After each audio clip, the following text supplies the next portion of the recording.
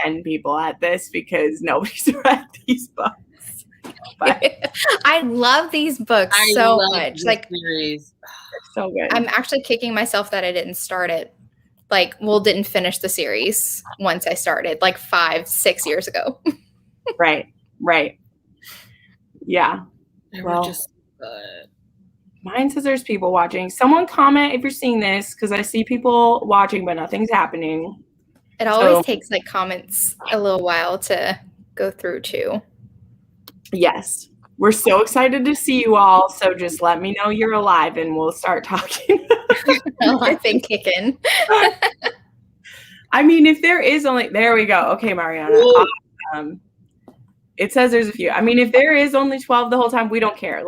Just so everyone knows, hey, Stacy, just so everyone knows, I literally messaged when Jessen was almost done with this. I was like, guys, we're going to do a live show. And if only 10 people show up, I don't care. I want to talk about this. So that's why you're all here today.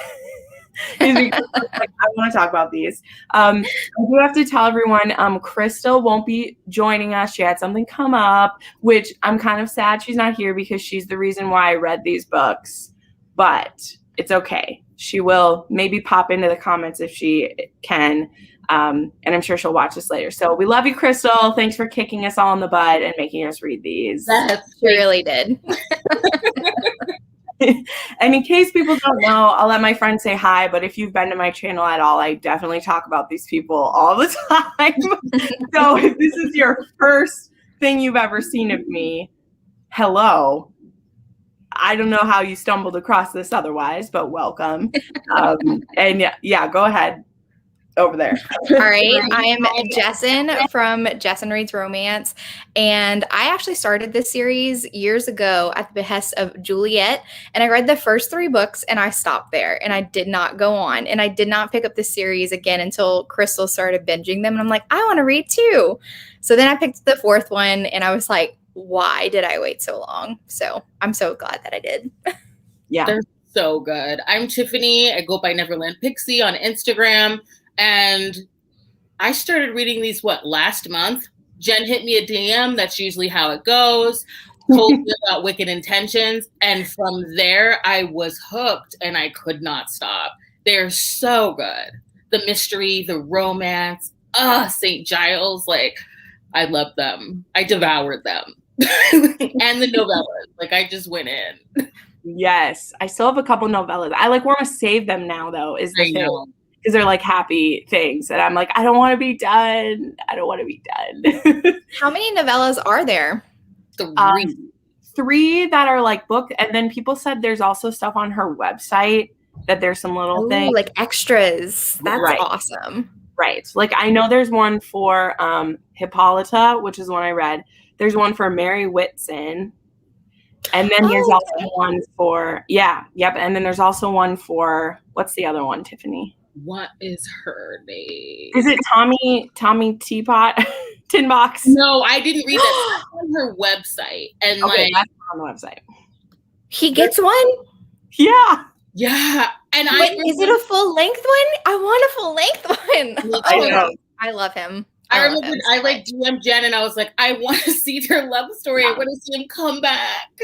I wanted him to be a Ghost of St. Giles so bad because he was Winter. I know.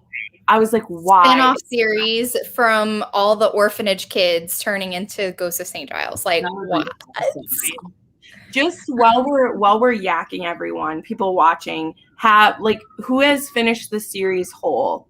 Just start popping in the comments. We're planning to be mostly spoiler free, but I mean, some stuff is going to slip out because we want to gush about these as well. I can pretty much promise that, number one, you're probably not going to remember the specific things we throw out, even if you think that you will. But we'll try to not specifically go through details, but we are going to mention, we're going to talk about our favorite scene, our favorite opening scene, favorite sex scene, storylines. So some of those things will be spoilers, but I just wanted to kind of see where everyone is. Joseph Tinbox and Peach. Okay. Yes. Joseph Tinbox. I thought it was Tommy. Why did I think it's Tommy? I don't know. I think I was thinking of Johnny, but it's totally Joseph. I don't know. There's a lot of names back then. Halfway through book 10. Cool. Cool. All right. Well, we have a lot to cover, so we're kind of going to dive in because obviously people can rewatch this if you want to go from the beginning. I kind of just, Kathleen, okay. Well, book 4, it's great you're on book 4. I have things to say, so this is great. We'll try to 1 through 5, spoil me. All right. See, that's how I am too, because I mean, if you guys have watched my channel, you know, I give very detailed reviews because those are the kind of reviews that I would need to read the book. Like, I need a lot of details if I'm going to commit. And like this series, y'all, it's 12 books plus 3 novellas. I needed to know the reasons to keep going. And people say some of their favorites are these ones. And so you got to sell it to me if you're saying books 7 through 10 are your favorite. You know, it's like, true. It's so true. I'm like, I mean, it's like when I was convincing people to read Cora Riley. I'm like, the first 6 are just, they're okay, but you need to read them to get to the rest. Like, the later ones are the greater ones. Yes, yeah. But you have to like build the world up. And that's something we'll talk about later on. One of the questions I got on Instagram, we'll get to that. But what we're going to do now is we're going to kind of mention our runners up favorites, just ones we liked. My personal thing, I only rated 2 of these books 3 stars. Everything was like 4 to 5 stars. So I liked most of these books. It's really hard. But we're going to talk about a couple of our runners up. Grabbing them. Yes, I know. I didn't warn them about this part. So I can go first then while you guys think. So my runners up, and I think this is going to be indicative of what my favorites are because these ones were the ones that are runners up. So my runners up are Lord of Darkness, which is book 5. I'm going to be grabbing a lot because I'll show things. So book 5. And then my other runner up was Darling Beast as well. So these were my runners up. This book is the mute hero, Apollo. He's went through some trauma, and an actress. And this one is a like married couple, but they've been apart the whole time. And biggest disappointment, guys. Biggest disappointment. This should be a silver fox. What is this hunk of football beauty? Like when that narrator said silver fox, I was like, ooh, right. Intriguing. But my love, Godric St. John, he is a silver fox. He's not this pretty man. You know, Crystal's not here, but she actually told me she knocked half a star because he wasn't representing. No, Crystal. It's crazy. But I really love the step back for that one, though. So I don't know. It's her favorite setback. And then once she read the book, love it. Like, I can't believe that they put this jock in here instead of like beautiful man. It made me laugh. That's totally what Crystal would do. But anyway, so those are my runners up. How about you guys? Well, samesies. Yeah. We got Lord of Darkness, like so close to being in the top 3. So close. I love them so much. And I like the reason why they got married and the reason why they hadn't seen each other in a couple years. And I just love like the whole mystery of it. Like they don't really know each other. And then that's the getting to know each other part. And I really liked it. And then my second one was Duke of Pleasure. I really, really love this one, but it didn't quite make it in the top 3 for like overall series, but it's on other top 3s. It's gonna show up in other top 3. Yep. Tiffany, my runner-up is Wicked Intentions, the first one. Because I love Care and Temperance. I think that they both saved each other. And it's like, it opened the series for me. And then I would also say Lord of Darkness as well. Yeah. Would be my runner-up.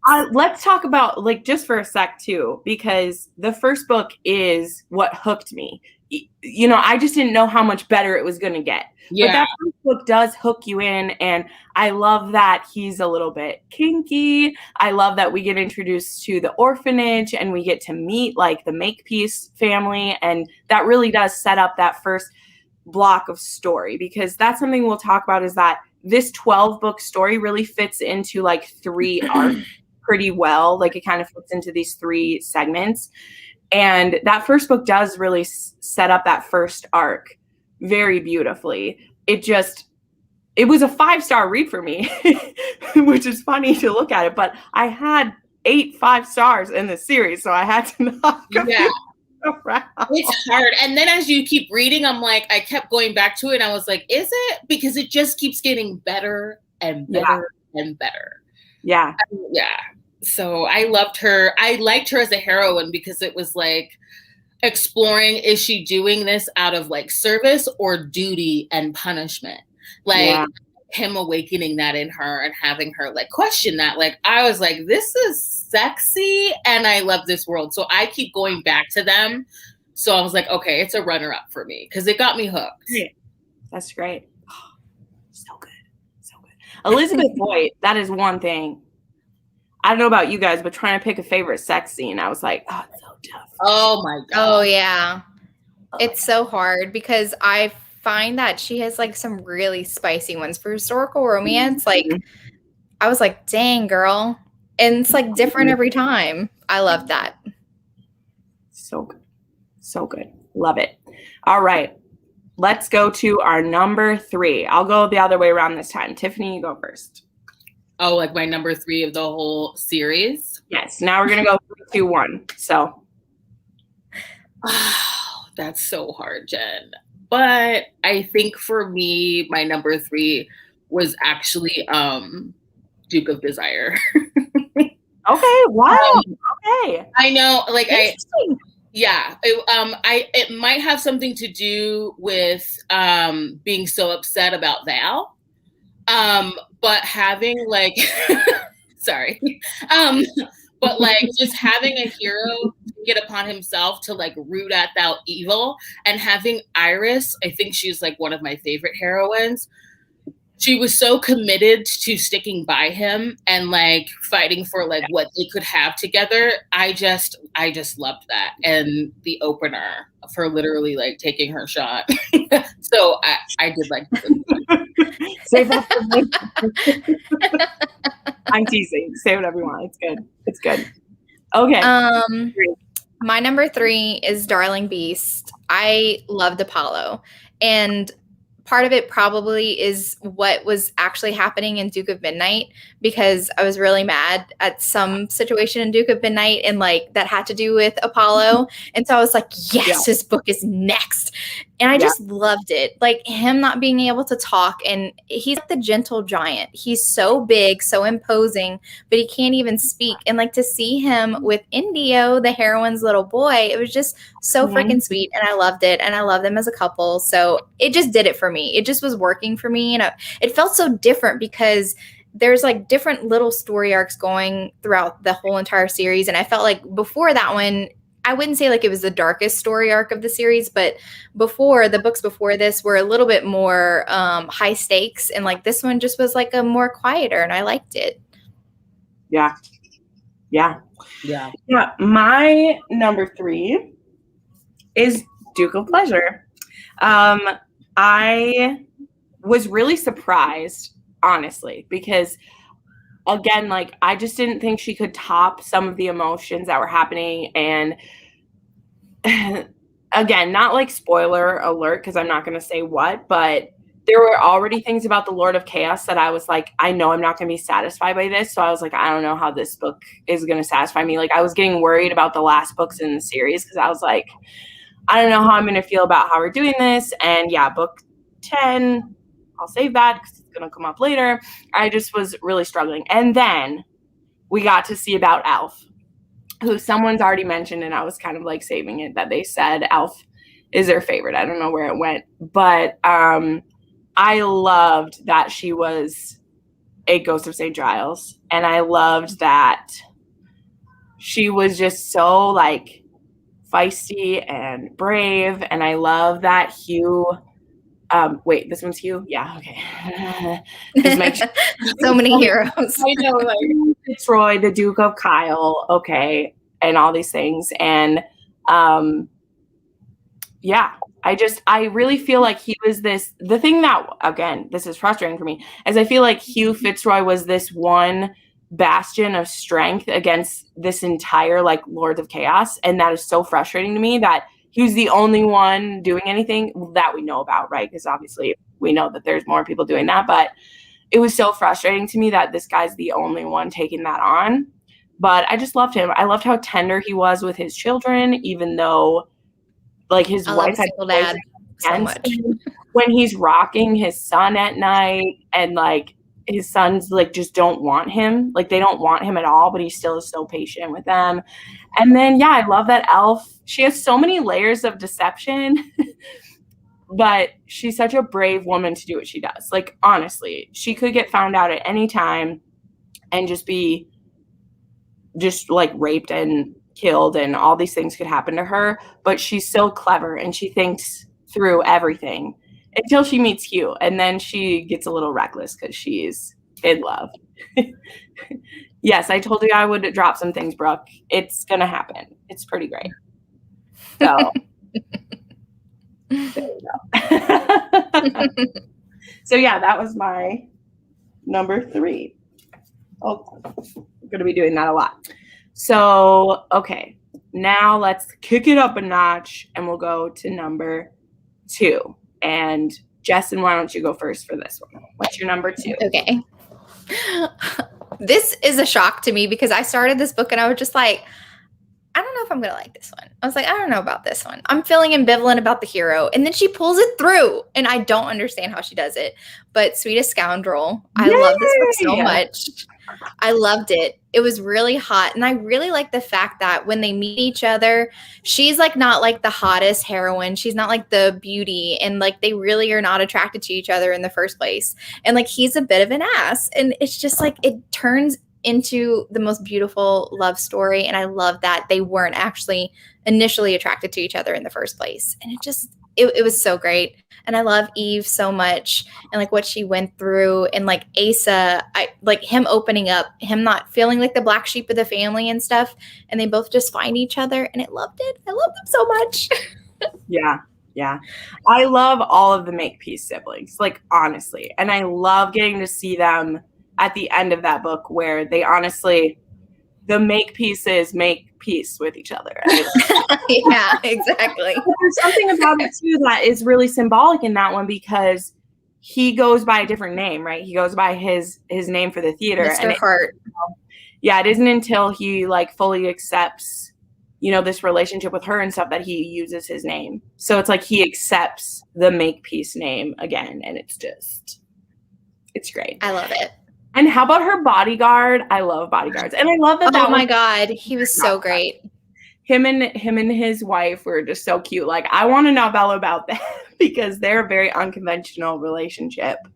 And I just love them so much. So, yeah. Love it. Okay. Wait, whose turn is it? Who just did number 2? You did 2. Anyone. I'll go. Sorry, I was trying to have a pattern where each of us gets a turn to be like the last one.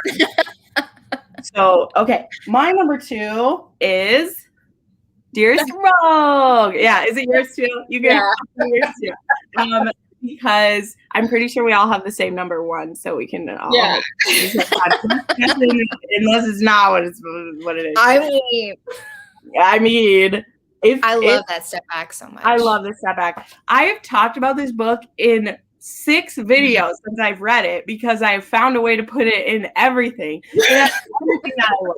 It has 2 disabled main characters. It has a plus-size heroine. It has a grumpy sunshine trope. It has the woman makes the first move. It has an age gap. It has a bodyguard. It has everything that I want. It's so good.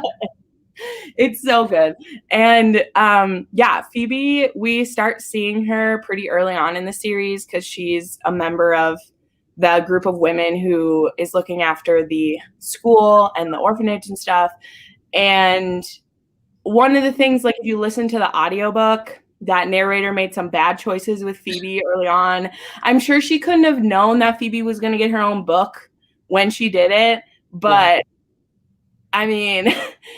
Yeah, because Phoebe is done. And I don't know, too, if they're trying to show, like, passage of time. If I was being very generous, I could say, because this does start when she's, like, 14 or 15, the series starts. And but she was in other books, and she did not have a list. Thank you. I know. I'm trying to be generous. I was like, what? I messaged you about it. I'm like, what? Yeah, what is in this? The book before this? Because it's in Dearest Rogue. that, Yes. or not Dear Sprout, Darling Beast, that she has a list. Yeah. And I was like, no. I was like, what is she, 12? What's going on? I just sped it up. I was like, that's a choice. Click, click, click. Right. And I'm so glad they didn't do that in this one. But I just loved her. I loved that the freedoms that she wanted, she wasn't reckless about it. Like, it wasn't like she knew that she needed help. It's just she didn't want to be wrapped in bubble wrap and shoved in her room, which is what her brother, Lord bless him, was trying to do for her. But I just loved it. And he does the thing that I love, because this book could have had a third act crisis that I would have hated. He could have white fanged her very easily. Like, it was right on the edge, because he has everyone telling him that nothing between them should happen. But she's told him that she wants him, and he chooses to listen. Thank you, God.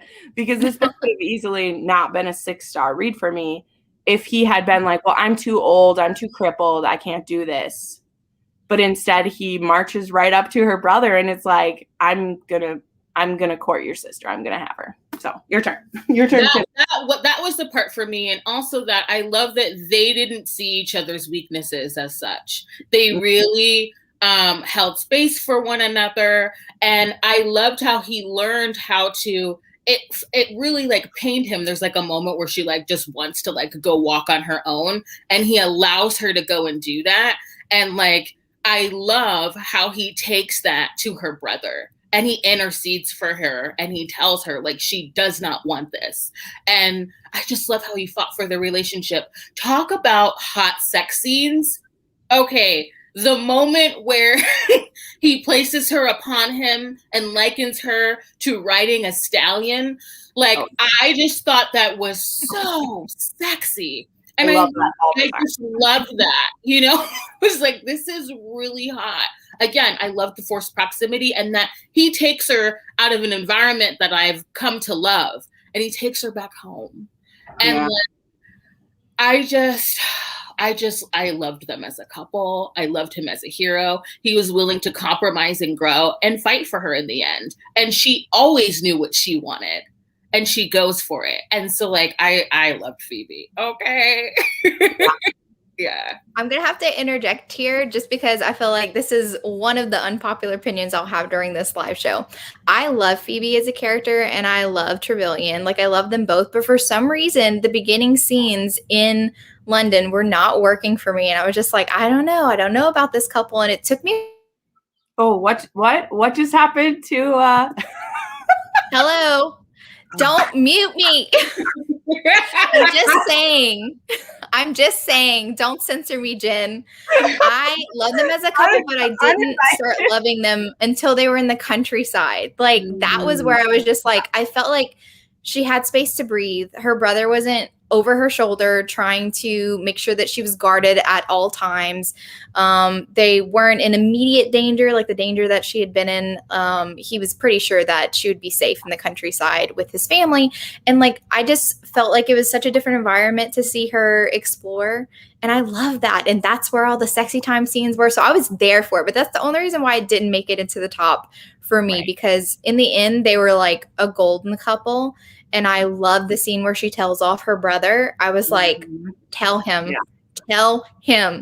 But it was just the beginning that I was just kind of like, I don't know. But I was wrong. I was wrong about them. Well, I love them, though. The reason why that works for me, though, is 2 reasons. Because I see what you're saying. There's a difference. 2 things. One, I think she's very defensive and fighting back against a lot of things, and so sick of the reins and stuff that she's wrapped up in, that she's being a little bit of a petulant child when they're there. You know, and I think it starts to become clear to her when there are actual attempts on her life. Because I think before the attempts on her life, she's like, Maximus, why are you doing this to me? Like, you're taking away all my freedoms.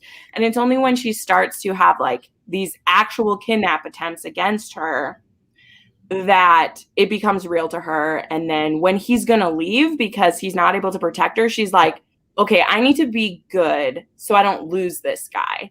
So I see what you're saying, but to me, it was like, I got to see a character arc because she started out that way, and he was under the eye of her brother. So he's trying to be buttoned up. And when they get to the countryside, they're able to just let all of that drop away and be who they are.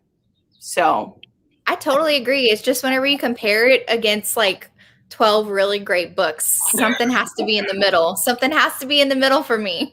No, that's totally fair. Okay. So, like, do we all have the same number one? I'm just like, are you reading my eye twitches? Like, do we? Don't know yet. But do we all have the same one? I'm gonna say it. Okay. Thief of Shadows. If I'm holding up one for Crystal because this is also a book, so I'm holding it up. Love. Is there a more perfect historical romance? I don't know. I don't think so. I don't know if there is. This is also. Do you have a step back, Jessin? Yes. Can you please show it to me? Because I have bought 5 of these. Oh my god! Oh my god! I have bought fucking 5 of these books. I'm trying to find this. She's so hard. If someone doesn't show you that there's a step back, it's hard because it has the little line on the front page, and I'm like, why would you do that to us? Gosh, it's so pretty. I literally bought so many copies of these because I needed one of Duke of Midnight, Notorious Pleasures, Duke of Desire. All of those I needed a step back for, and I found them. This one I've bought 5 copies, and I still haven't found it. Yeah, I still need some step backs, but yeah. Anyway, sorry, y'all. I'll be playing that part back later so I can see. Yeah, it's so beautiful. I need it. Crystal doesn't have it either, and it's our favorite one. So and the way that it ended in the previous book too, like, I don't know why it took me so long to jump into book 4 because it's my favorite of the series. And like the way that book 3 ended with that like cliffhanger. Right. I was like, oh, the next book. And then the way that it opens, and I was just like, genius. When I was reading book 3 and I finished it because I started to get hints that it was him because he was injured a couple times when his sisters would come home, but I wasn't really paying attention to it because I didn't know, because I didn't read the backs of any other books purposely. So I didn't know if we were going to find him or not. Like, I didn't know if we were going to find out who the ghost was or like whatever. I did have a hint that there was multiples. Like, that was a thought that I had because they were everywhere.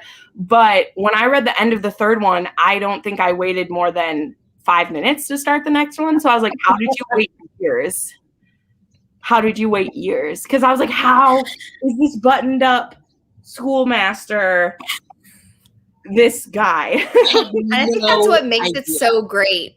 Is because the person that he projects to everybody is like this cold, ambivalent guy who just like has a stick up his ass. And then you find out his secret identity and I'm just like, oh, chef's kiss perfect. It was so and he's a fucking dom. Like, he's a dom. Thank you. He's a virgin hero. That's a dom. And for me, like, he checked Thief of Shadows checked off so many boxes. You're asking, like, I'm thinking about favorite sex scene. I'm thinking about favorite storyline, best opener. And he's my favorite ghost child. It hits all of them. Like, yeah, he does. Literally, I kept placing heroes up against him because out of all of the ghosts, I saw him more as a Zorro than a Batman because he really is of the people that he is protecting. He's in St. Giles right next to them, and he's willing to give his last to help. Yeah. And I just love the message that, like, you don't have to have the resources of a Batman to help. Like, and he, oh my God, I love. And I also felt like, you know, of all the like the Batman books and stuff, I felt like he, like the villain or like the, you know, the conflict that he was going to, the people that he was fighting against, the situation, it felt even more personal because he was the guy who ran the orphanage. He cared for these kids like they were his own kids, and like someone was taking these kids, and it felt like even more personal because he was in the mix. And like we have these other aristocrats that are Ghosts of St. Giles, but they feel a little bit removed, and like he just feels like so in it, and I love it. I love him for it. I love him so much. Well, it breaks him so much. Like when he has those failures, it destroys him when he can't save, you know, when there are some situations where he can't save them. And it's just so like, honestly, it's what makes him better than everyone else, because whatever traumas other ones have been through, whatever they've struggled with, if they've lost a wife, if something happened to them as kids, like Winter is just like, I will pull out all the stops. I will give everything I have to fix this. And again, like, I realize that trauma makes people deal with stuff differently, that as a person, I don't like blame this fictional character for their choices, but Winter is just like, no, it's going to happen. And his communication skills, let's talk about those for a minute. When Isabel and him are having this big blow up fight, and he's just blow now, and he's like, party foul, hun. Like, don't say that. We're fighting. Don't say those things. We'll talk later. Like, I like how he's like, I get that you're hurting. I get that you're lashing out, but I just want to let you know that what you just said to me, that wasn't okay. But I understand. I understand that you're in a bad place right now. We'll pick this up tomorrow. It's not over. I know you're trying to push me away. And then he moves into her house. Thank you. I was just like, he's like, no. You can't just ignore me and forget, like, whatever. I'm here. Sorry, Kathleen. I just remembered you're literally reading this book right now. I'm sorry. It's my favorite one. I love you, Kathleen. Don't hate me. We're talking about this. But she's like, I'm in the middle of a 4. Mute if we talk about a book that you're in the middle of and you don't want to know. Yeah, I'm sorry, Kathleen. It's my favorite book ever. So hopefully that's you. It's hard not to like pick it, because it's like, he's a virgin hero, and it's admirable. Like, he's a virgin hero because he sacrificed his own pleasure and his own life in pursuit of helping out everybody else. And I love the part where Isabel's like, he couldn't be less interested. I guess he's sacrificed mind, soul, and cock to St. Giles. Like, she's like so upset. The teach me element of this whole book where, man, I didn't expect Winter to be so like sexy, flirty, and he was, and I was like, wow, this guy. He's a quick lesson too, and turns them right back on her, and I'm like, oh my god, so much. I love him so much. So this is like a side tangent real quick, and then we'll get into the other stuff, because I have much more to say about Thief of Shadows, but it has to do with all the other questions that I may have curated myself so that I could talk more about Thief of Shadows. So there you go. But I want to bring up something that Stacey's mentioning, because I think it's a more overall thing in this series that some people may not like, particularly if you read this out of order, because I did get a few questions that people are like, well, what if we don't want to read it straight through? I know there are people who will pick books where they want to. My firm stance, everyone, let it be known, I feel like you need to read these books in order. Some people might disagree, feel whatever they feel. And at the end of the day, you can pick up a book and read wherever you want to. We're probably made you really excited for some specific books. But the best experience you're going to get to see the journey of this entire thing is if you read this in order, because of stuff like this, like the Viscount and Penelope. That was annoying to me when I was reading it too, Stacey. So I want to point it out, because I'm a person that I'm focused on my couple. I don't like this. There's a book series I'm reading right now by Sophie Lark where she threw in these other POVs, and I'm like, I don't fucking care about these people. I care about this whatever. But she was laying the groundwork, because obviously something tragic happens with Viscount and Penelope. And then we get book 5, because now we have Godric and Penelope who are together because of what happened there. So, and I thought Penelope was the aggravating one. Is it Penelope? Am I wrong? Who's a Viscount then? Lady Margaret is Godric's. Penelope was the one who was like, let's kick Winter out. Like, we don't want him as the head of home anymore. She was annoying. And I said, if she gets a book, I won't read it. Right. I'm sorry. Yeah. All my friends who were reading it, like, I remember both of you asking me about Penelope, and I was like, no, Penelope doesn't get a book. I'm so sorry. You're right. But we needed to have that person say that so that we could have Winter living with her. So she's a necessary evil, because if she hadn't have been doing that and having that set up, then we don't have Winter living with Isabel. He has no reason to live with her and for them to have these conversations. So anyway, my point being, I'm sorry that I went off on the wrong track of it, but she does have these other parts of stories happening in the stories before, and they're very important setup. So yeah, Lady Penelope, I'm sure she's and not. like, would you like Winter as much if you didn't see how like unexpected it was for him to be the ghost of St. Giles? Like, to me, that was like, as soon as I heard like that ending for book 3, and I was just like, wow, I'm ready for his book. Who was he in the previous books, right? Like, I wasn't sure how to feel about him in the first one when he aggravated me. But he does save that guy's life, you know, and you find that out later that, oh, he was the ghost of St. Giles who literally was saving his sister's husbands as we went along. Yes. But she is building a whole, like, she's building out a whole universe. So like part of the fun after a while is like, you know, if she's spending time on characters, they're going to come up later and they're going to be integral in another book. And that was the fun of it. And it also saved my reads on the ones that I didn't really like as much, because I was just like eating up the side characters that were so well developed, because I knew they were going to get a story later. And that helps. Sure. Yeah, true. Okay, sorry. Justin, what time can you go till? I can go to 7:30, 7:45. Okay, perfect. We'll move on in just a second. She definitely lays the groundwork really well to keep reading. Yes, that's fair. And I mean, Thief of Shadows doesn't have to be your favorite, Stacey. That's fine. It just so happened that it was all of our favorites. Yeah. He just is everything I love. Like, he's literally all my pleasure centers in one person, and so it was excellent. So anyway, okay, we'll move along. So least favorite, and I was very kind and said least favorite instead of book I hate so much.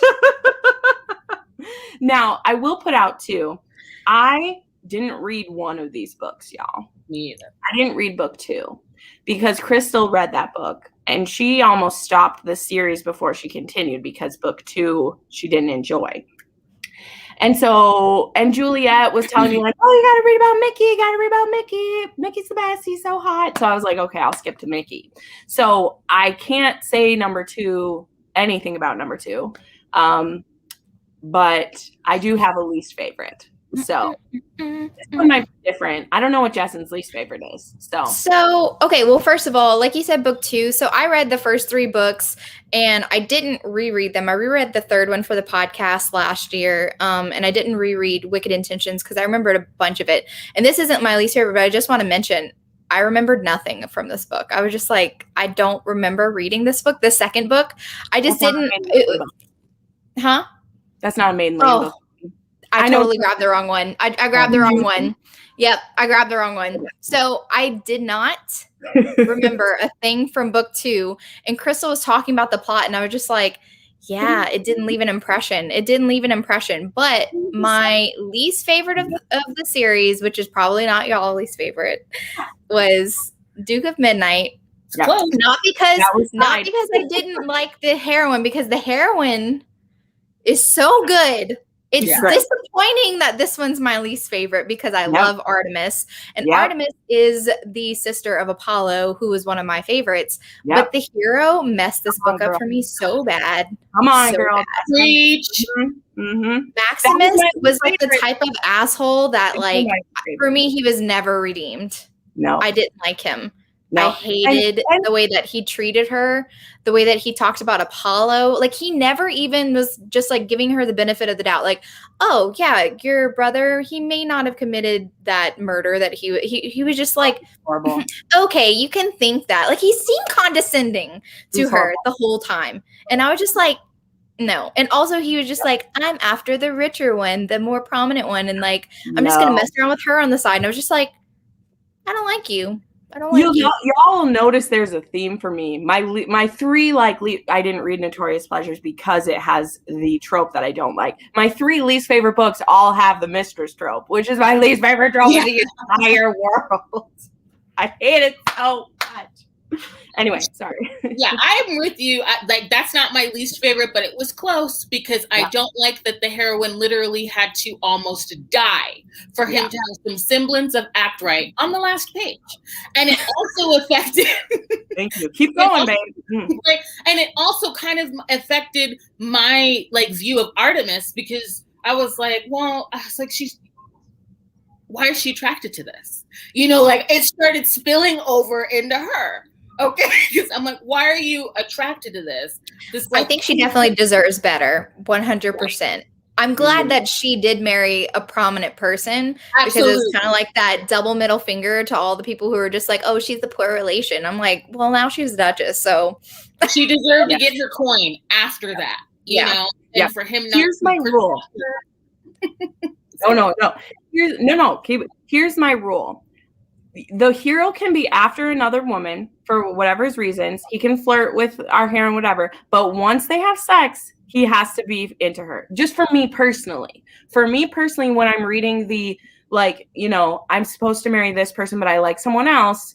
Once you've kissed the person, once you've had sex with the other person, you have to be done with the other thing. Like, that could have been your goal at the beginning. But once you're interested, like, it's done for me. And if an author like continues past that point, then I'm like done with the hero. Because I'm like, you don't love our heroine enough to ditch your plans, especially because you're not an impoverished duke. You're not in trouble. You know, it's not a case of like, oh, I have to marry her or all these people who rely on me. No one's taking you. Understand. But no, he literally was just like the snobby choice. Yeah. Ooh. He idolized her. I'm like, are you in love with her? Or are you obsessed with the way that she makes you feel about her, your damn self? What is it? What is it? Because I was just like, maybe. And then the way he treated Phoebe, like, really pushed it over for me because I was getting. That's why I love whenever she told him off. I was like, tell him. Because I was like, oh, well, we've seen him be softer and whatever. And like the way that he treated Phoebe then in her book is I was like, nope, you haven't even redeemed yourself for me. I'm like irritated with this. So yeah. I have the same feeling. Like, I'm glad that Artemis, you know, married well, you know, power to her. And that's it. You know, So yeah, I definitely agree with you. I ended up picking that, like, I ended up picking a different one because of Artemis. Because the heroine in the one I'm about to pick, she also really annoys me. So I didn't like both. So I think we have the same one, right, Tiffany? Yeah. Zen. Yeah. Popular opinion, I did not hate that book. It wasn't my favorite. It was a 4-star. I just wanted to get it out there. I hate him. I hate him. I hate him. I hate him some more. I hate him so much. And Jessin is more than welcome when I'm done ranting to share her reasons why not, because we talk about it and I understand. But I cannot forgive the senseless cruelties that he makes towards the people I love. That's my biggest issue. I really did appreciate what you had to say about trauma. And again, I'll let you say that in a minute because you made me rethink it, which is true. Like, I wasn't thinking of it in that vein when I was reading it because that's not the feel that I had. I was hoping that all these little annoying things, all these cruel things that he'd done were like building to something. That's why I dislike this book so much, is I would have forgiven everything that he had done. The way he had treated Phoebe, the way he treated to Hippolyta, the blackmailings he had done, if he was doing it for a bigger purpose. Like if he was doing that because he was trying to prove himself to the Lords of Chaos to infiltrate them, or if he was doing it for like, he wanted to get back at people who hadn't done anything about the Lords of Chaos. If there had been any higher purpose to what he had done, I would have really liked this book. And that's what I was expecting when I heard people say how much they love this one, is I was like, oh, for those of us who love the villain. And I'm like, that's fine. You can say, you know, because a lot of people are like, oh, I just love that he was so bad. And I'm like, yeah, but I don't want him to just be bad to be bad. Like, I wanted those things to have a purpose. And so for me, that's where the biggest disappointment came, is when I reached the end, there wasn't a purpose. And so I wasn't reading it with the mindset of like, this is a person with trauma. I was reading it as he was a bigger mastermind than I was. Like, I was hoping that I was giving him credit for something amazing. And at the end of it, it was like I wanted him to have kidnapped Hippolyta because he was actually saving her from something. Or I wanted him to have been doing these things and letting people think he's evil. And he was just someone suffering from trauma, which is fine. But there's this group of people that literally assaulted your sister and you just like don't do anything about it. And I just couldn't get over it. I just couldn't get over it. And it made me hate the heroine because she never really challenges him about it. And that was my biggest issue, where I feel like Artemis does challenge that about Maximus. And I feel like she's like, I don't want to be with you if you're going to be like this, you know? Mm-hmm. So anyway, there's my rant about it. Because I wasn't reading it with a form of like, oh, he's got these things. I was like, you are such an asshole, and you are just ruining people's lives because it's fun. Okay, Tiffany, your turn. And what really in addition to that, what really bothered me, and I'll say this first, I did catch the part where he talks about, if I can assume enough power, then I can keep me and the ones that I love safe. Okay, I understand that he said that. And then, but what really got me is a part where he's describing to her that it's in his blood to be in the position of dominance that he's in. And the heroine questions him and says, so then the people that you prey upon, do you think that that's part of their blood too? And he goes, yes, it's in their ancestry to be at my mercy. That had supremacy vibes to me that read that and I was like, oh, so like there's a sense of like privilege and like supremacy here. That's a fallacy that he's operating under. That bothered me. And it was also too, it was the fact that he had these shallow aims for power, and he only got shallow gains because of it. There was no strategy for it other than to accumulate power to feel safe so he could lord over the people around him. I could not get behind how he couldn't couple that with doing something about the Lords of Chaos beyond what served him and those that he loved. I just couldn't fathom that, like, fine, like you rescue the heroine, like you're concerned about your sister, that's great. But like, you can't think of everybody else after what you suffered, and you are in the prime position to do so. Do something with your power. You know, it was just like really scummy to me that he wouldn't do anything further. That's like what really like rubbed me the wrong way. Like, he just wouldn't do anything further, and he felt entitled to be this way. And with all the grandstanding of the heroine, I don't care if she helped Hippolyta, she was willing to stand next to him because she idolized him, and she was willing to stand by and allow him to do these things because she loved him, which is fine. Heroes don't need to change. That's fine. I just wasn't feeling that with him. That he, after reading Winter, you're going to allow children to be molested and all of you go along with the Lord's chaos because it doesn't serve you. Okay, Val. Like, right. Okay. I don't believe that. And you feel like you have the privilege to do so because of your ancestry. Like, fine. Like, that just I wasn't vibing with that. I was just like, what is this? Especially when you place them juxtaposed to the other heroes. Yeah, there wasn't any strategy or overall message other than accumulating power because he had the birthright to do so. And because, you know, he was in fear of being in a, you know, subservient position. So I'm done. Sorry, Justin. That was aggressive of us, but oh no, I'm glad that she brought that up too, because I didn't even think about it in that way. Like his right to power, like him, it's so true. And I think that part of it as well for me was overall the whole Lords of Chaos plotline was my least favorite of the entire Maiden Lane series. I personally feel, and I love Elizabeth Hoyt and I love Duke of Pleasure, but I feel like she fumbled that plotline. I feel like they were so evil and so what they were doing was so evil and so sinister.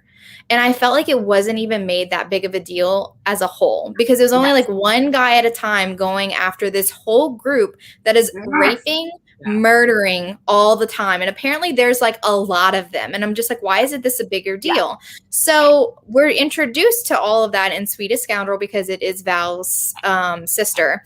And when we get to, and I don't ever want to use like going through trauma as like a excuse to act badly or anything, but getting into Dukeson, seeing how he grew up, how his father would literally keep getting him pets, making him love them, and then killing them in front of him, and how he broke. And he was like such a little boy, and like I couldn't even imagine going through that trauma. So like I understood why he was almost reacting so defensively and he didn't have a plan. So I wanted more. I didn't think, and I agree with Tiffany, that all of his little sinister games that he was playing in previous books were very half-assed. And I thought that whenever he was doing it, like all of the kidnapping attempts and all that jazz was just kind of like, is he really going to follow through with all these plans? Like, they don't seem that sinister. And he almost seems like he doesn't think that they're really going to pan out in the end.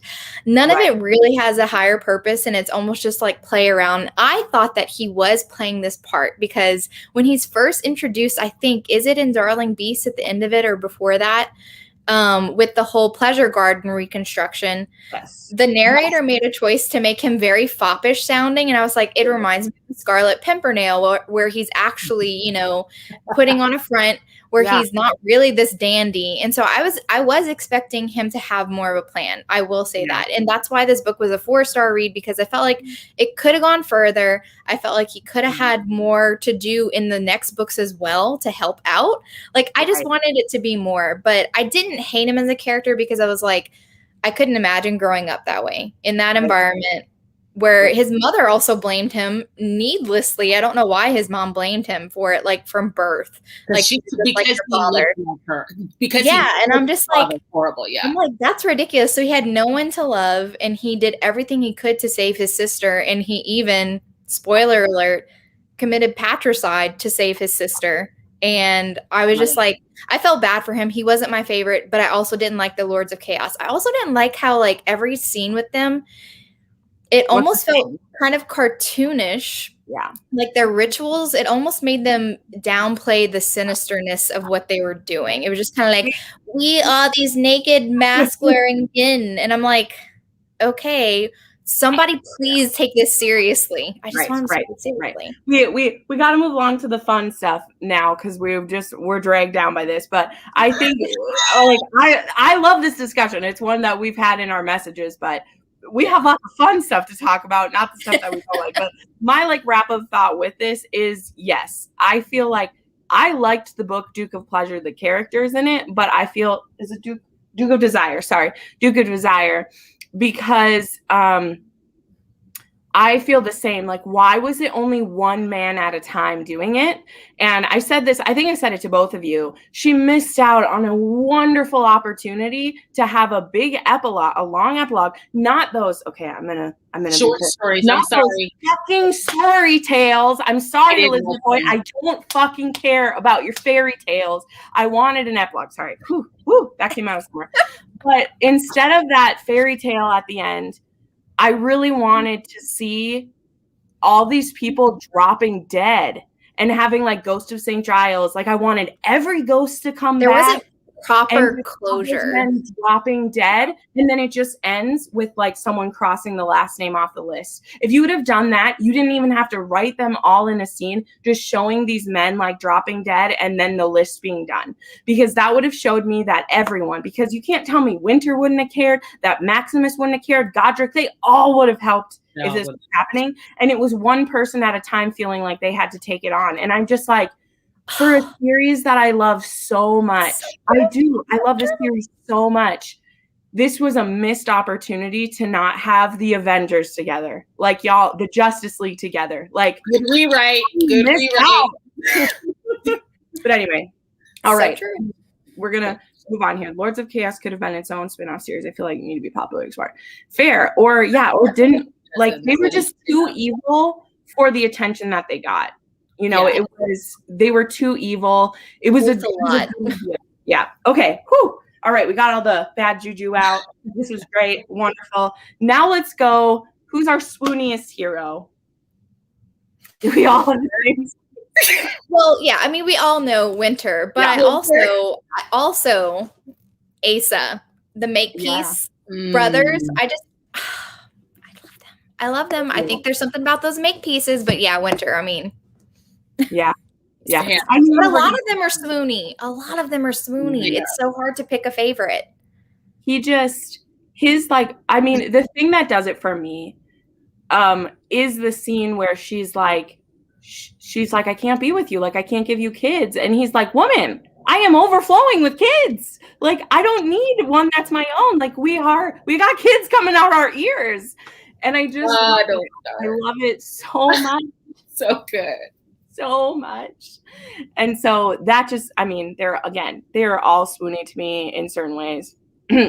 Except for certain people. And they all have their moments because she just writes a swoony, sexy man. But for the one that like I straight up would actually want to marry this person, it would be Winter Makepeace. Winter. Like, I would marry Winter. He's the guy you marry. Yeah, he is the guy you marry. Besides the fact that he probably is the only one who doesn't have tons of venereal diseases because I mean, let's talk about Mickey. Definitely has a cock that's about to fall off. Mickey. Mickey. I do love Mickey. I do. That bath scene. It was beautiful. Wonderful. What do you guys think? I'm sorry, wonderful people in the comments that we've been going off, but Griffin, yes, I do love Griffin. I'm overflowing. Yes, seriously, like that scene where they're all there, and him with Joseph Tinbox. This is why Joseph. Oh my gosh, that scene. When he writes in the letter and he tells Peach, he's like, look, like Winter's reading the letter out loud to Peach, and he's like, look to Winter, he's a really great man, he'll take care of you. And Winter's like, trying not to cry. I'm just like, so good. Whew. All right, we're getting to the steamier stuff. I need to take off a layer. Sorry, y'all. Woo! I'm drinking brandy and talking about this, and I'm woohoo! All right, bothered. Yep. Okay, so now who's our favorite lady? Because I'll say, like, Isabel's not my favorite lady. I liked her, but I have a favorite lady. What about you? I definitely have a favorite lady. Who's your favorite, Tiffany? It's very hard for me. And it's really unexpected. Obviously, Alf is my favorite lady. I knew you were going to say that. She's just... The thing I loved about her, like, obviously she's the ghost of St. Giles. It's also one of my favorite openings, too, to just see St. Giles through her eyes and, like, the whole likening it to a forest. I loved that. And her, like, jumping off the rooftops, like, their canopies, and, like, her assuming this identity as a boy. And, like, oh, she's just so badass. She was so good with his children. And, like, I love how, like, one of my favorite scenes is when she's explaining it to the kids. And she was like, I'm just Alf. You know, like. When they were so sad, they were like, why don't you look like Alf anymore? Yeah. She's like, I am Alf. And I just, I think that she's absolutely. It was perfection. She was. Is that your favorite too? Okay. Yeah. I mean, absolutely. I mean, like I kind of had a tie because honestly, I really love Eve as well because she was take charge. And so I just thought that they were both like really strong in their own right. Heroine, get stuff done. Yeah. Mine's Phoebe because she's cool. But I love that Stacey said Megs. She gets forgotten. Megs is great. She also almost shoots a ghost. She doesn't actually shoot him, right? No, but she was trying to. She was trying to. Is he hitting or he's already injured? Something happens to that one, and they're in the middle of a scuffle. Somebody else is attacking the carriage, and she's after the ghost, right? And I love the ghost killed her. I love her when, I love her when she's like, I can blackmail him into giving me a baby. And I also love Godric. I love that Godric calls her out because he's like, oh, so I have to take pleasure in this act, but you just get to play the martyr and lay there while I impregnate you. And I have to betray my wife with my feelings. He's like, do you think I didn't love my wife? There's a reason why I've been celibate since my wife died. But to give you what you want, I have to have. Anyway, sorry. I love Megs though because she does like. She's like, oh, yeah, that's true. I like how they both grow with each other. They do. Okay, there's one thing. Silence is not my favorite heroine by far. But when I'm thinking about, like, I was like, who's badass? And of course, Alf came in. But the way that Silence, like, was brave enough to go to Mickey, knowing the kind of guy that he was, she braved all of those rumors and even what her family chose to believe of her. She, like, fights him at every single turn, never backs down on her beliefs. And my favorite is, like, even in the end when she has him, she's not willing to take him as he is. She's not willing to not, like, go for what she wants, which is to have him fully. And I was like taking notes. Like, I was like, oh, so, like, it's not good enough. Okay, Silence. Like, she was willing to walk out the door because she knew that she deserved better. And I was like, shit. Like, I do love the machinations of Mickey, of the fact that he delivers his baby to her, knowing she'll fall in love with his baby. He lets her take care of it for a year, and she'll come with. Like, that is some game. I will admit, he was playing the long game. He was playing the long game. Like, here, fall in love with my child for a year, and then I'm going to take it back. That's the strategy we love. Like, come on. And that one was definitely a Beauty and the Beast shades of it, too, because we're like, all of his people fall in love with her. He's like, she doesn't eat if she doesn't eat with me. There's like a ball scene kind of thing where, like, she dresses up for him. Like, that one definitely has shades of Beauty and the Beast too that were really fun. It was beautiful. It was one of my close runners up because I really like that one. Dare I say she will not be silenced. You went there. Good. Great. There are some great heroines in this series. There are. There really is. Mm-hmm. I'm like, Elf is just, I like really imprinted with Phoebe, I think, is the big thing of just like, I saw a lot of my like self in her, and she's a lot of the things that I really love. So she and what's fun is, like, she's not as like active as a lot of the other heroines. Like, there are heroines that like actively are like fighting and doing things and engaged in stuff, but I love her like quick mind and her like determination to get what she wants. Like, that story is just a lot different than the other ones where like there's not, you know, I think that's the first, well, no, there's another one, but like after all of those St. Giles, where those books are all about like, who's going to find out this person is St. Giles and like whatever. Yeah. And this is one where it's just like, it's really just a boy and a girl staying on his farm, trying to staying on his farm. Right. Which was great. Yeah. They're all really great women. I really there's so many. Because I loved Iris too. Mm-hmm. So, okay, keep going because our time is dwindling down here. So, best opening scene.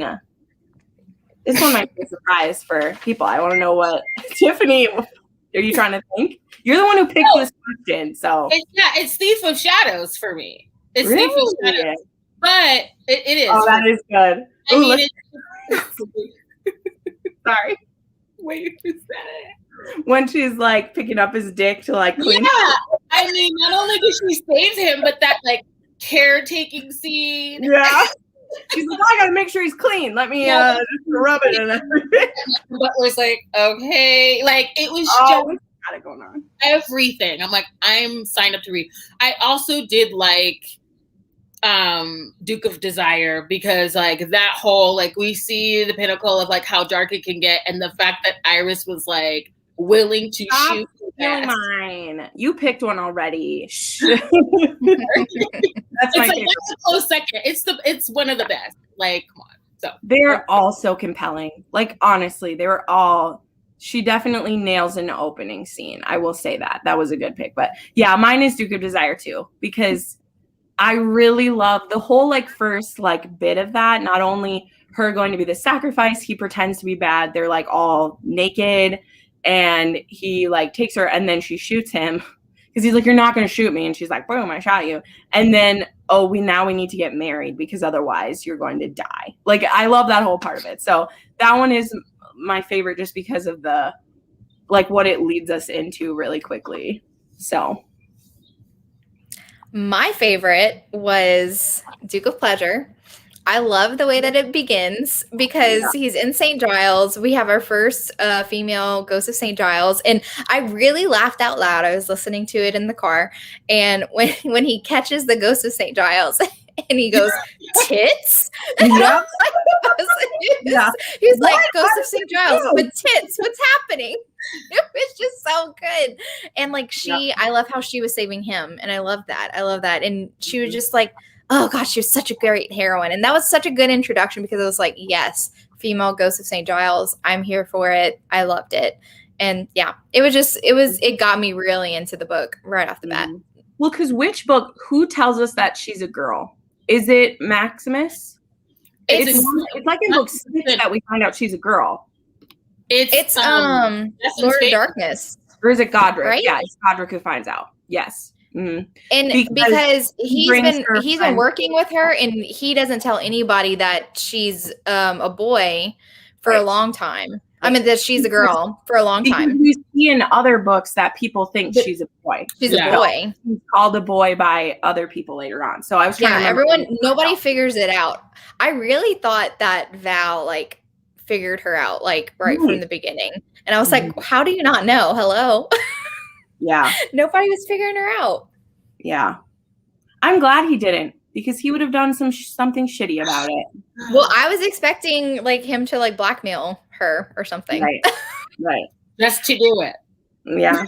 I think in that situation, she was in charge, which I liked, because she had like free access in and out of his house, and like nobody else did. And that's kind of a cool thing that she was able to do that. I loved her little hidey hole where she can only get in by like crawling into it so that no one can like disturb her. And I love that she would go visit the home to visit the girl there. I also really like that she didn't have like crazy trauma, because like she could have been extremely traumatized being abandoned at like 4 or 5, but like I love how she had somebody to take her under his wing and be like, to protect you, you need to dress like a boy. And she was just like killing the damn thing the whole time while she was little, and I was just like, good for you.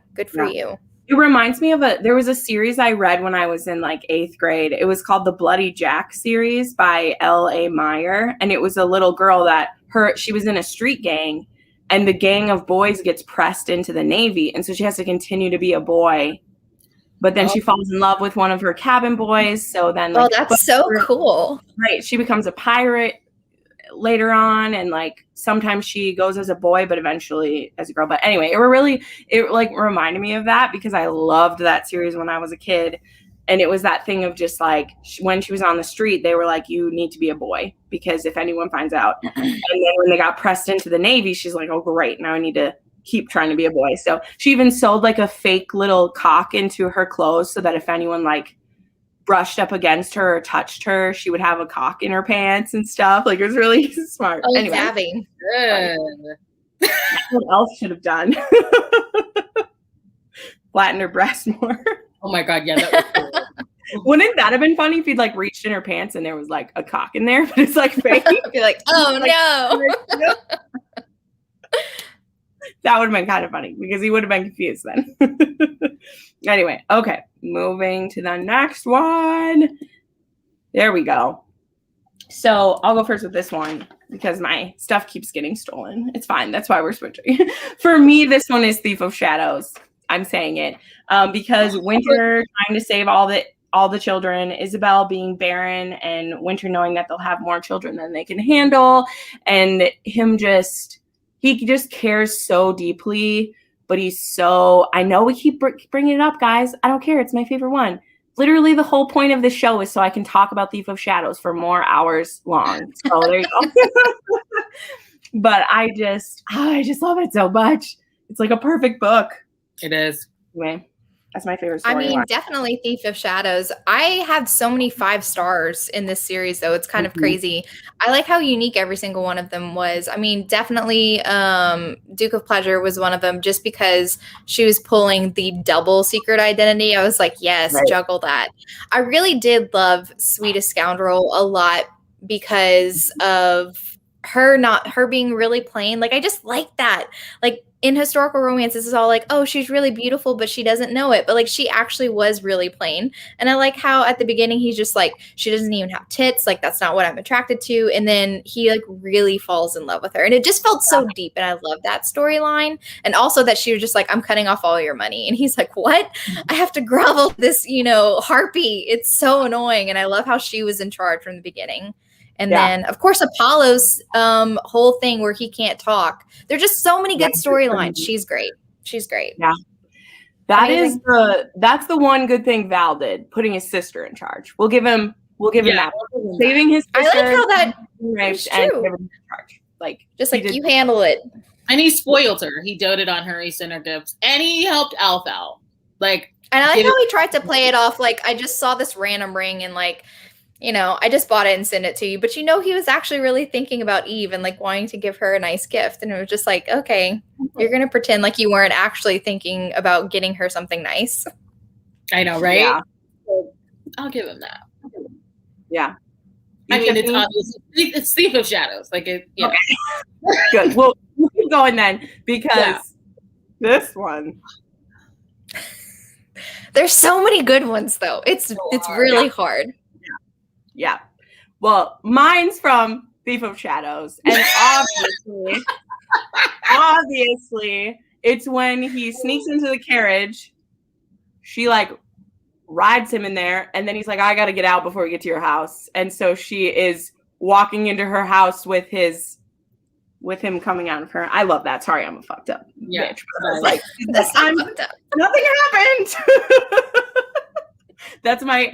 I love it, because what does he say? Gosh, I should have looked it up, but I didn't want to like read it on here. But when he's just, what does he say to her? I don't know. Everything he says is sexy, but that's my favorite one. So I love it. Taking my stuff. Yeah. Yeah. So hot. It's so hot. It's so hot. I also like, I guess it's Stevie, like, you have to remind me, like, when Alf and like Hugh are making out, and it's like the reveal in the library. That was really hot to me. When doesn't he take off her mask? I was like, is he gonna take off her mask? Yeah. It was good. That, and then like he's like out, like, because it just like solidifies that like he was attracted to her as Alf as well, and didn't really know how to like reconcile that or deal with that. I thought that was really sexy. Plus, like, this is his fantasy since he figured out that like the ghost was a woman in the beginning. And I love that scene in the beginning where he's just like been dreaming about it. Yeah. He's like, you know, creaming in his pants. She's here, and then like that was just all these people I like are the same person. Oh my god. Oh my god. I love how he didn't even blink an eyelash whenever she breaks into his house and he was sleeping and starts kissing him, and he's like, oh yes, she's here. Like, this is great. Like, he's just into it the whole time. I loved it. I loved it so much. That was a great one. That was good. Okay, so I'm gonna pick, it's not like a full-on sex scene, but in Sweetest Scoundrel, the mutual masturbation scene in the carriage. I was like, this shit's hot. I don't know why mutual masturbation scenes are really hot to me. I just love it, because he just like, I want you to explore your pleasure, and like, look, do you want to see what a cock looks like? And he just like whipping it out, and they're just like enjoying themselves so much. And I was like, I can't wait until they actually come together. But like that, I was like, I'm here for it. Loved it. It was hot. It was so good. And so dirty too. They're also dirty talking. I love that. I love a hero who's just like supposed to be like all buttoned up, and Elizabeth Hoyt is so good. The fourth book in the Legend of Four Soldiers, he's like has like tribal tattoos and all this stuff, because he was a captive of the Native Americans for a long time, and so he's like tanned and tattooed and just this like beast. He's so hot. Sorry, not a Maiden. That's another thing I like about Elizabeth Hoyt's. Even the aristocrats, like, I remember she was talking about Hugh, who was the Duke. I love how, like, every description is, like, he's big and burly, like a boxer. Like, they don't have that, like, lean, like, build. They're all, like, big behemoths of men, and I love it. I love it. Yeah. Oh, it's so good. She writes, that is honestly what hooked me, because I think I've shared this, like, To Beguile a Beast is the first book of hers I read, because I drew it for Rita Beauty and the Beast retelling, and I was like, oh, Crystal loves this one. And the heat in that book, I was like, whoa, I'm going to be friends with this author. Like, it's going to be good. You don't find that all the time. Like that, even just like the descriptors that she uses, the dirty talk that she does, the power dynamics that she'll have come out, like, oh my god, the development. Like, it's hot and sexy, but you know that it's like, especially in book 5 with Meggs and Godric, like the scene after where he calls her out and they're both choosing each other and to put their, like, you know, past significant others aside. That sex scene is so good. I was like holding, like, she finally can like be like, oh, I am finding this pleasurable and I don't have to like stuff it down. Yeah, or think of, like, you know what I mean? Or take a trip in my head. Like, they were like right there. And I'm like, this is hot. Also, the carrot sex, like Temperance, just like couldn't stop denying it anymore. And they have that carrot sex, like, after and she's like bobbing up and down. She does a lot of carrot sex. That's a great thing. That's perfect time. Like a hard scene to find, but she makes it happen. They make the most of their time in the carriages. It's good stuff. It's good stuff. Yes, it's so true. It's so true. It's so good. It's so good. Love it. Okay, just a couple more. So this is the last, like, and then I have 2 questions, but this is the one we're prepared for. So, the most daring Batman or the Ghost of St. Giles. If you're someone who's watching this and you're very confused because you haven't read the books, 1, thanks for joining, even though you don't know what we're talking about. Number 2, this series has not Victorian. This is Georgian, right? Georgian Batman. Okay. And it's a like rotating Batman, and there's more than one. We see like 5 total in this series, I think. I think there's 5, right? Because it's 4, 5, 6, 7, 8. I think there's 5, or is there only 4? I think there's 4. I think there's 4 too. I'm trying to count in my head. I don't want to like show them. I know. I was gonna say them a lot. I'm like, let me stop. Okay, I think there's 4. I thought there was more than that because I feel like they're so important, but there might only be the 4. Either way, and they are masked vigilantes, some of them at the same time as each other, and they're all varying levels of Batman in different ways, right? So I just decided I'd throw this in here to say who our favorite one is. And yeah, so let's say it. I think some of you have said your favorite is my favorite. Winter. See, I didn't pick him. So for me, I actually picked Maximus. Even though I don't like I'm just joking. He has a Batcave, he has an Alfred, and he is the most like a Batman to me, where he is going to hold off. Right? He literally is doing like pull-ups. I just don't want to think good about Maximus. I mean, I know. I know. But the reason why as well is because he's also the one who he wants to forgo, like literally to the detriment of his relationship with Artemis. He doesn't want to care about someone so much because it might affect his work. And he's very much single-minded about what he's doing. And so for me, like, he's not my favorite hero, but I think he is very dedicated to what he's doing. And that opening scene of him literally talking to his Alfred while he's working out in the basement, he actually has the Batcave. So I had to bring him up. Winter, all my other categories, he's the swooniest, he's the sexiest, he is my favorite book. But the best like Ghost of St. Giles for like how his setup is and like his network, I feel like it's Maximus. He's the most Batman-y Batman. He's the most Batman. He's the most influential. I liked what Winter was going up against. It felt very personal, and I really liked that. That's why for me, I was just like, this is so great. Yeah. So great. And then Alf, of course, I mean, coming out the woodworks, being a really badass female St. Giles. I mean, very true. Very true. With this one, I want to be different because he's my favorite character. Winter is. He's my more than. I tried not to put the shadows at the very top of everything. So he's my favorite of all that. But for the Ghost of St. Giles, I feel like Maximus is really like working hard too. It's just his romantic is where he is missing. But for his dedication to the job, and that, I feel like he has it up there. So that was me. Okay, so those are all the ones that I have that. But then I had a couple questions come in when I asked, just a couple. So we'll do those real quick. I know Jessen has to go soon. So the first one was this. And this one's, it's a good one. How do you feel about the stories at the beginning of each chapter? Do you read them? No, I do not like the inserts in the story. And when I'm listening to the audiobooks, it really took me out of what we just got out of. And I also didn't understand why they were so freaking long towards the end when I'm like waiting on that epilogue. I didn't like them at all. I felt bad about it, but it was easier when I was like reading the ebooks to just skip over them. And they don't even, like, here's the thing, like, what do they even have to do with them? Like, they don't. The beginning ones were actually about the Ghost of St. Giles, so I kind of liked those ones.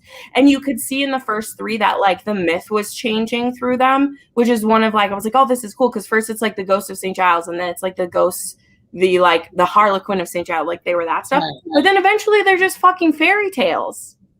I mean, they had slight tie-ins with, like, the romance, like, you know, the characters that were getting their HEA. But honestly, since I binged them and I was binging them on audio, I almost trained myself to just, like, completely tune out when that was playing. I was just like, oh, it's saying something about the Rock King. I don't care about that. I'm like, who wants to read about that? And the thing is she does it in every book of hers. It's in all the series. And she's not the only author. I'm not just blaming her about this. Like, seriously, Sarah McLean has it at the beginning of all of hers, and, like, Eloisa James has it in some of hers. Like, if it's not letters from the people in the story, or, like, diary entries, or, like, sometimes they're news articles about people, right? Like, Julia Quinn does that, or things. I hate them, and I would like historical romance authors to know this going forward. If you find this obscure little video, stop putting those fucking stories in there. I don't know if you need your word count to be higher or whatever, but honestly, it throws me out of the story so many times. And I just wanted to get that off of my spleen, so that's why I put this question. And I also definitely not just like a series. Yeah. The novellas too. I was like, oh, I'm gonna get a break. I'm like, we don't have the page numbers for this. Do you think she, like, wrote herself into a corner where, like, people started expecting them and she was like, oh, I guess I have to do it for the rest of all my books because it's a thing that I do?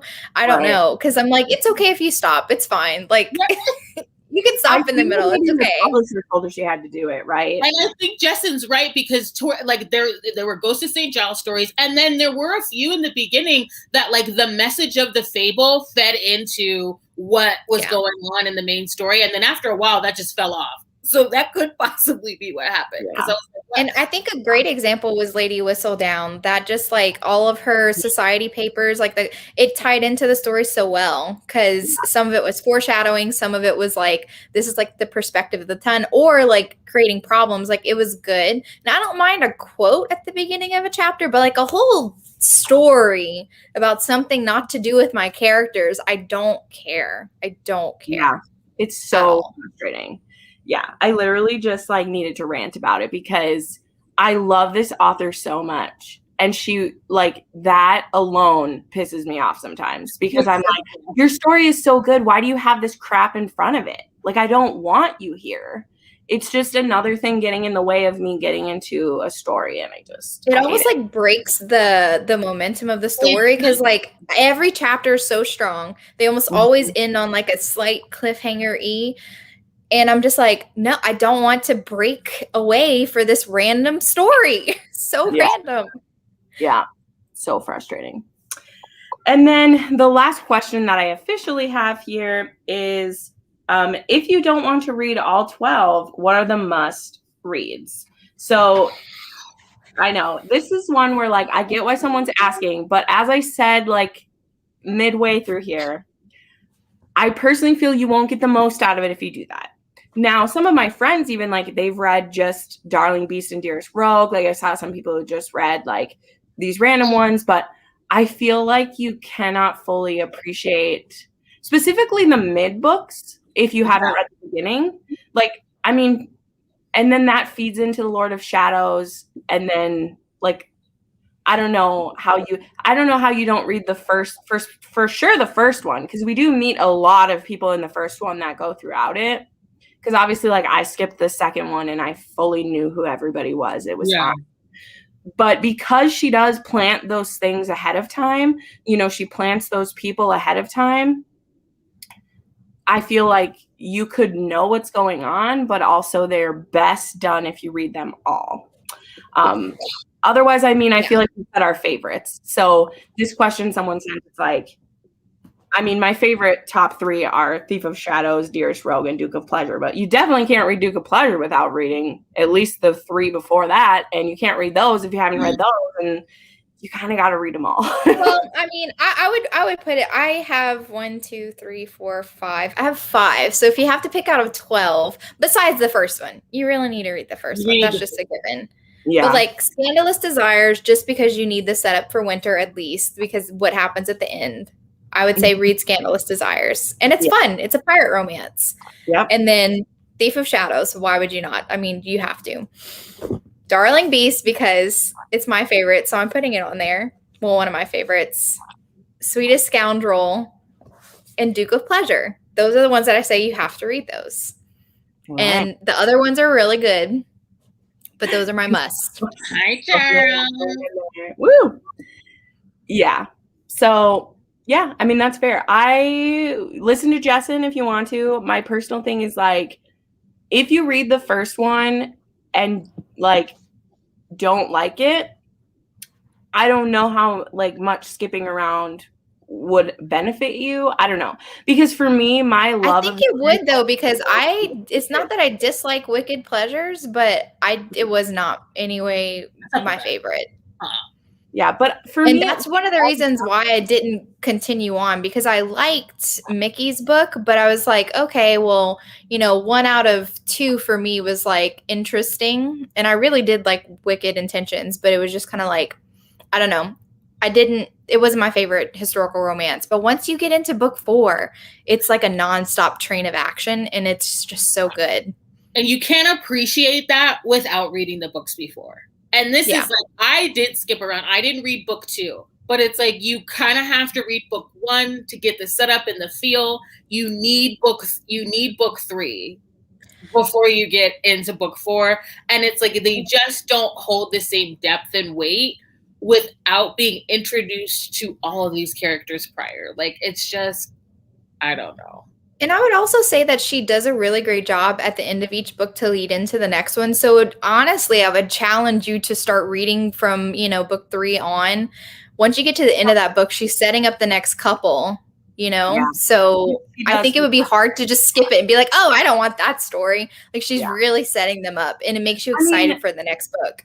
I think another thing to say too is like, you could try one of her other series first. Like, I read one of her other books, which is in one of the trilogies, and I was hooked. And so I was willing to try this stuff because the steam level is pretty equasive.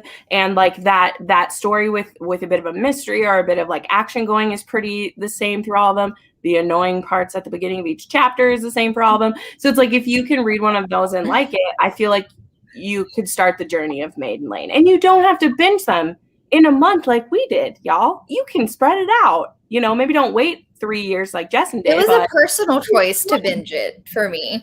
Read one a month for a year. There you go. Make it a readathon. You don't have to do what we did. So, yeah. But yeah, any like final thoughts from everyone? I feel like we hit all the points that like I wanted to hit. I love Winter Makepeace. I would take him right now. I think that's the main thing of this. I feel that this story could have had a very impactful ending that I don't totally feel like happened, but I still would say the whole series is worth it, because even those books, like, I was unsatisfied in the overall plot. I was not unsatisfied with the individual relationship that was happening. The romance is so strong. Mm-hmm.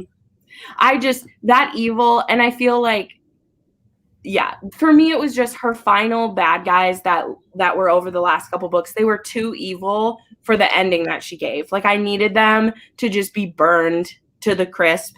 And I wanted all these people that I love to come back and do it. So that's just my thing, as like someone who loved this series so much. But if you think about it, as she's writing them as she comes out, maybe people reading the 12th book, maybe they haven't binged it like we have, and they're not even remember winter. I don't know how you wouldn't remember winter, but maybe you don't. So it's not the same thing. But anyway, yeah. So we love Maiden Lane. You should read it. Yeah. I have read the novellas. The novellas are good, but they're even better when you situate them in between the order that they go in. Because it's like Hippolyta's story, you really want to know what happens after you read Duke of Sin. Like, what happened to her? So, like... That's actually one of the ones that I need to read. Like, top on my list. Have got to read that one. Moonlit Night. Yeah. Yeah. That was a good one. I'm saving because I think the Christmas one is 12.5, so it's fine that I read it now. And then I want to read some of her other short ones. Like, I definitely got to find Joseph Timbach. I know. That was I want a full story. Yeah, Elizabeth, point. First one. You missed out on number 1, him coming back and being trained to be a ghost of St. Giles. And number 2, him finally like having earned money while he was on a boat so that he can have Peach. Like Friends to Lovers romance. I freaking love Friends to Lovers romance. I've been on my hype train for like the past couple months. It would have been the perfect full-length Friends to Lovers. Joseph Timbach and Peach. Oh, so good. Like, you could have put their letters in the insert as he was away. Put those letters in. Put those letters in. You guys are the best. You guys are the best. All right. Well, we're going to wrap this up. Thank you all so much for watching and listening to us just rant about our books we love so much. It means so much that you came here. I'm happy to talk with you guys about Maiden Lane whenever you want to. Hit me up. We're here for it. And yeah, thank you guys for joining me. Crystal, we're sorry you weren't here with us. We love you so much. And thank you for making us read it because we didn't want to miss out. Have a good night, everybody. Bye.